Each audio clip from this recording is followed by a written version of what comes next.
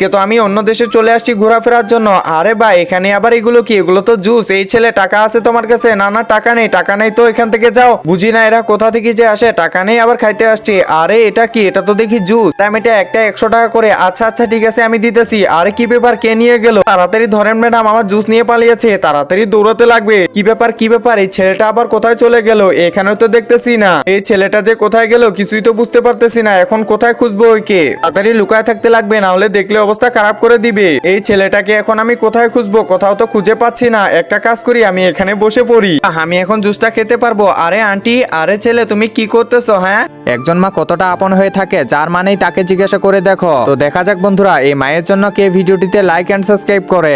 আর যারা মাকে ভালোবাসো না তারা ভিডিওটি থেকে দূরে থাকো। সরি সরি, এই যে নাও তোমার জুস। আরে সমস্যা নাই, এই যে জুসটা আছে না এটা তুমি খাও, কিন্তু আর কোনোদিনও চুরি করিও না, ঠিক আছে? এই যে নাও। তাও আমি পেজটা খুলে দিচ্ছি। আরে না না থাক, আরে খাও সমস্যা নেই, কিন্তু আর কোনোদিন চুরি করিও না। আচ্ছা ঠিক আছে, ধন্যবাদ আপনাকে।